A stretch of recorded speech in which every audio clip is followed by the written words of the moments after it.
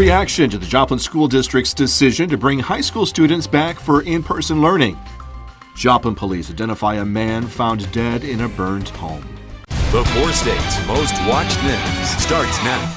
Starting next week, students at Joplin High School are going to be back in person full-time. This is KOAM News at 10.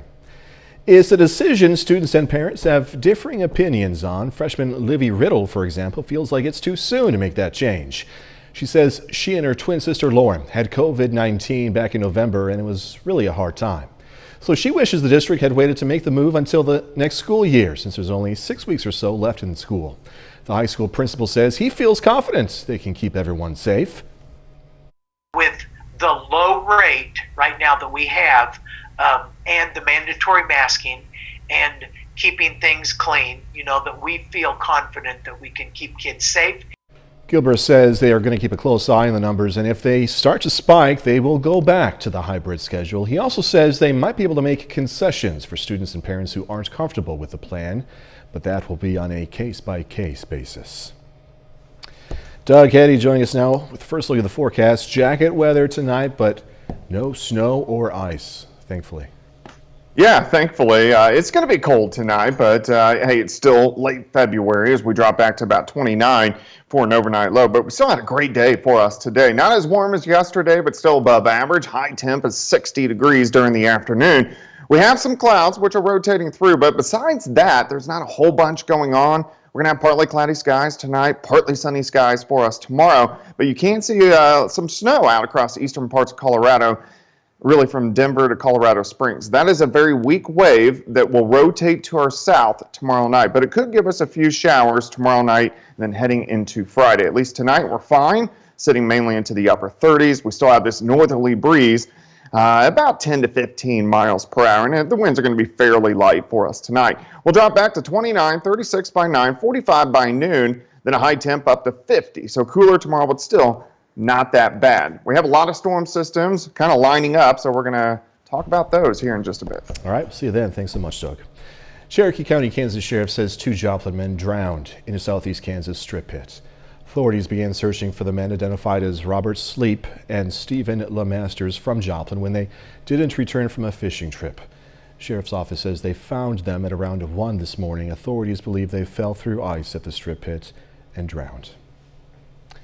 Joplin police launched a death investigation after a body was found in a burned house. Joplin police this afternoon identified the victim as 60-year-old Neil Fiscus. The 911 call for the fire came in at around 4. Joplin Fire and police responded and found Fiscus dead in the home on South Galena. Investigators have scheduled an autopsy for Friday. Officials in McDonald County, Missouri said they had enough COVID-19 vaccines, so much so they administered some to people outside of the county. The county's emergency management director says the state allocated them 2,000 vaccines, so they expanded distribution to all qualifying Missouri residents. People were allowed to show up without an appointment to the ballpark near Industrial Avenue in Anderson. And so the health department's been calling folks now for about 2 weeks, getting these appointments all scheduled. So the biggest challenge is, getting that done. I mean, here, this location, we've had some of the areas that had so much water that we've got mud, but we've overcame that and everything's working great. Any Missouri resident at least 65 years old or adults with underlying conditions were eligible. Jasper County Health Department is offering a mass COVID-19 vaccination site. The department is partnering with the Missouri National Guard to provide the vaccine to eligible Missourians at Fairview Christian Church in Carthage. That clinic is going to be on Tuesday, March 2nd from 9 a.m. to 5 p.m. and on Wednesday, March 3rd from 9 a.m. to 1 p.m. You can register online. We provided a link to the registration website on our website. That's KOAMnewsnow.com. Wyandotte Nation announced today the criteria to receive vaccinations at the Bearskin Healthcare and Wellness Center in Wyandotte, Oklahoma. Eastern Shawnee and Wyandotte Nation citizens and their spouses, 18 and older, are eligible for the vaccines, as well as Wyandotte community members, 55 and older. Tribal citizens and community members that are not active patients at Bearskin will need to present their tribal membership card, driver's license, and insurance. And appointments, by the way, is required. Patterson Family Foundation is awarding Health Nevada with a more than $764,000 grant. That money is going to be used to, quote, create collective impact in the areas of rural mental health, obesity, and food insecurity. On behalf of Patterson Family Foundation, we're looking forward to watching their programs and their projects over the next 3 years. And we hope to be able to share the insights, the learnings, and the best practices that Healthy Innovata gleans along the way so that we can pass those along to other rural communities seeking similar solutions in similar topic areas. Healthy Innovata will implement 3 programs to address needs in the community. Those are trauma-informed school-based health program, the Farm to Family program, and a family-based behavioral treatment for childhood obesity program. Still ahead, college athletes could profit off their likeness legislation backed by a Kansas senator if it's passed by Congress. And another vaccine could soon join the fight against COVID-19.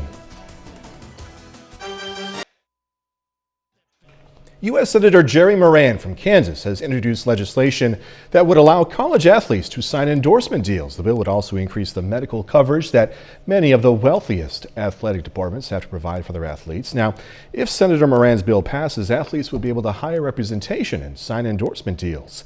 The athletes would, however, not be allowed to endorse products during or immediately before and after team events. Schools, conferences, and the NCAA would also be allowed to prohibit athletes from signing endorsement deals that go against an organization's student code of conduct. Federal government is opening new vaccine sites across major parts of the country, and President Biden is directing federal agencies to renew supply chains for critical items affected by the pandemic. Natalie Brand reports from the White House. New FEMA state vaccination sites are opening up this week in New York and Texas, including Houston, where severe weather snarled distribution of coronavirus shots last week. I'm just truly grateful to God that He blessed me to get an opportunity to be able to get the call and come out and get mine. FEMA says additional sites will open up next week in northern New York and Philadelphia, along with the 4 sites in Florida, where active duty military personnel will be sent to help. Here at the White House, President Biden will take part in an event on the state of vaccinations on Thursday. Wednesday, he signed an executive order aimed at addressing shortages of critical supplies highlighted during the pandemic, from PPE to computer chips. Recently, we've seen how a shortage of computer chips, like the one I have here, has caused delays in production of automobiles that has resulted in reduced hours for American workers. Meanwhile, the 1-dose Johnson & Johnson vaccine could receive emergency use authorization later this week after an FDA advisory committee meets on Friday. The Biden administration says if approved, it will be in position to ship out 3 to 4 million doses next week. The FDA review of the J&J vaccine found it to be safe and 85% effective at preventing severe illness, 66% protective overall, taking some new variants into account. It does show very, very good protection against serious illness, hospitalization, and deaths. And Moderna says it has sent candidate doses specific to the variant first detected in South Africa to the National Institutes of Health to study a possible booster or updated primary vaccine. Natalie Brand, CBS News, the White House. The Biden administration is sending more than 25 million masks to community health centers, food banks, soup kitchens. It's a revised version of an earlier proposal to send masks to every American. Federal regulators are ordering immediate inspections of the Pratt & Whitney engines in Boeing 777 planes. This after one exploded during a flight Saturday. The NTSB says a cracked fan blade, look at that caught fire, showed evidence of metal fatigue. The Federal Aviation Administration says the jets can't return to service until the inspections are completed. United is the only U.S. airline using the engine in the Boeing 777. It says it's working to inspect all 52 of its impacted planes. TSA is hiring. The Transportation Security Administration says it wants to hire 6,000 new security officers as it prepares for an expected surge in summer travel. The agency says the jobs are going to be for positions at 430 airports across the U.S. The agency says it's going to be involved in virtual job fairs and other recruitments to fill these positions. Doug Heddy's up next with his complete forecast, and later the Pitt State baseball team has scored 37 total runs in 2 games as they begin their season undefeated. Tonight, they try to keep that going against Minot, North Dakota. Going to have highlights in sports.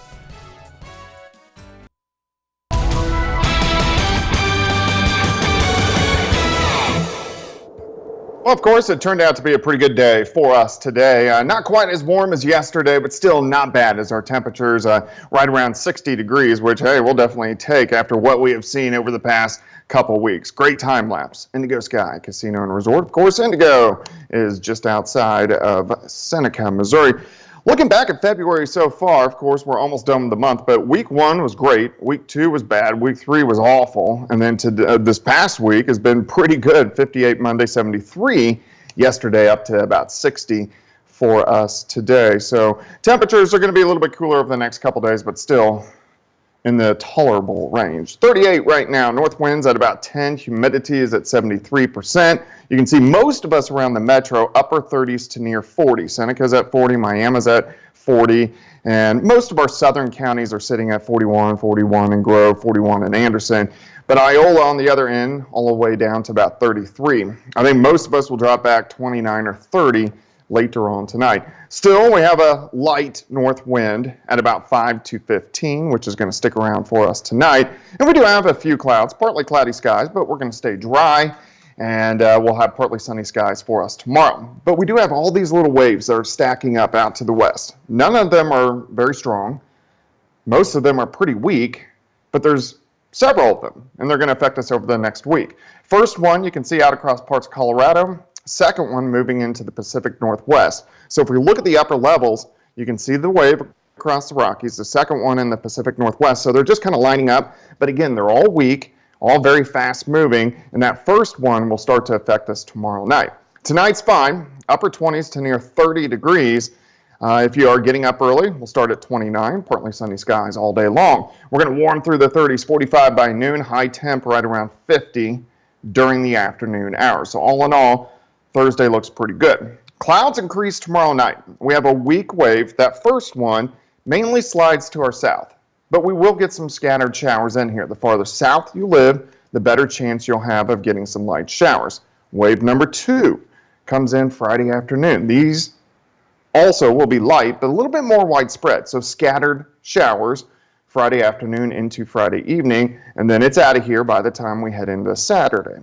Saturday looks good, but we'll get clouds increasing late in the day. Third wave will roll in Saturday night into Sunday. Again, most of it to our south, but I do think we'll see some light random showers as we go into Saturday night and Sunday. Monday looks good. Then the fourth wave kicks out by Tuesday, again, mainly to our south, but I do think we'll see some light scattered showers as we head into Tuesday. So 50 tomorrow, 52 on Friday. We'll have the rain late. Look at Saturday, 64 degrees. Showers start to roll in Saturday night into Sunday. Sunday will be cooler. Monday looks good. A few showers roll in late Tuesday, and then Wednesday right back to 61 degrees. But over the next week, all of our highs in the 50s or 60s. Yeah, awesome forecast, Doug Heddy. No complaints at all. Yeah, not too bad. Thanks so much. Appreciate it. Missouri Southern is getting a beautiful new addition to campus. It's not there yet, though. It's just dirt. But from that dirt is going to grow a new wildflower field. Once fully grown, it's going to be more than aesthetically pleasing. It'll also be used for student research. Officials say it will also provide a source of sustenance for the bees in the university's beehives. How cool is that? An international learning program recognized a Baxter Springs, Kansas teacher for all her hard work. Every year, IXL Learning creates an Elite 100 list recognizing top teachers around the world who are committed to helping their students. And one of those top teachers is Tina Gandy, a 4th grade teacher at Central Elementary in Baxter Springs. And she says her students are what drives her. I can be here and I can instruct and I can give them all the love and attaboys, that they need. But at the same time, this is all based off of what they do. They're the number one thing that drives this classroom. Well deserved. The Elite 100 list is chosen from a group of around 700,000 educators. And this year's members reside in 36 U.S. states, Canada, also Venezuela. Good job. Coming up in sports, Pitt State baseball aiming for a 3-0 start at home this afternoon. And a Chautauqua, Kansas senior leaving her mark on the girls' basketball program. Jacob Leonard joins us with details next. Doug Heddy.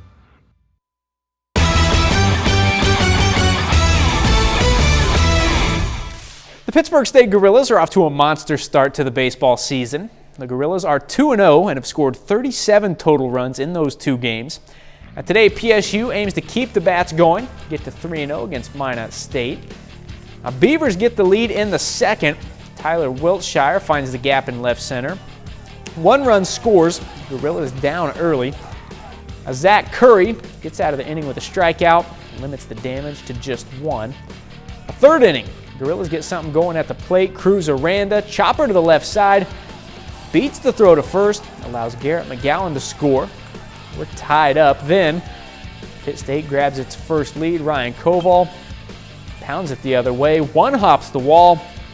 Aranda scores. Gorillas get the lead and hold it. They're 3-0, winning 4-2.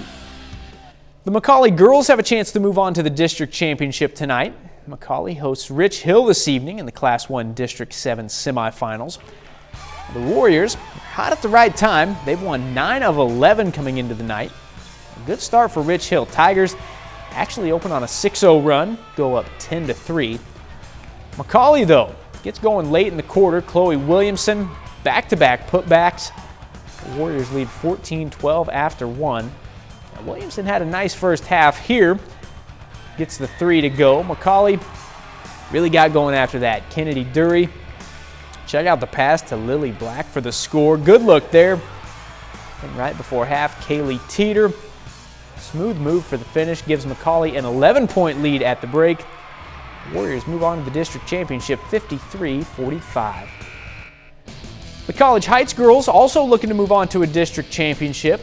The Cougars meet Wheaton tonight in the Class 2 District 12 semifinals. Grace Bishop scores 18. College Heights wins at 49-35. The Cougars now move on to face Greenfield for the Class 2 District 12 title. That's what we've been working towards all season, so we're excited to be back. We know we got a tough matchup with Greenfield on Friday, but again, this is what we've been working for. We had, I think, an 11-day layoff with the snow that came in. We hadn't played for 11 days, only had a few practices in there, so I was a little concerned about that tonight, but I thought overall the girls did well. Chetopa High School senior Braylee Connard is about to finish up her senior season with the Hornets. She's made history and left her mark in her final year in the program. Danny Terzer has the story. Braylee Connard is leaving her mark on Chetopa High School as the first female to reach 1,000 career points. It's a very big accomplishment to me. Hopefully it influences my teammates to maybe want to achieve that goal one day. You see everywhere, all these people, these schools having people do it, and we finally had one in our program, somebody to excel at that level to be able to get 1,000. The senior passed the impressive mark in a moment she recalls vividly. I kind of wanted to hit it at home, but hitting it no matter what was exciting. It was kind of a thriller moment for me. I think it was a thriller moment for my team too. A 3-pointer sealed the deal. I had like 2 seconds left. I heard the crowd yell, throw it, so I threw it up and it went in. Connard is the leading scorer for the Hornets and is averaging about 16.5 points per game. She's very talented. She works at it and she wants to get better every day, and she's not afraid to ask questions, so it's been a blessing to coach somebody like her. Connard leads by example. The girls do follow her, and just the wealth of knowledge of the game helps a lot because she can be the extension of me on the court.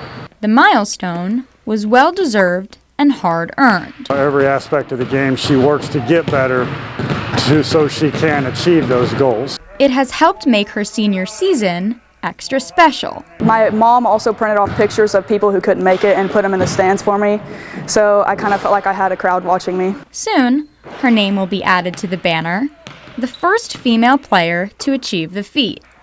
In Chetopa, Danny Terzer, KOAM Sports.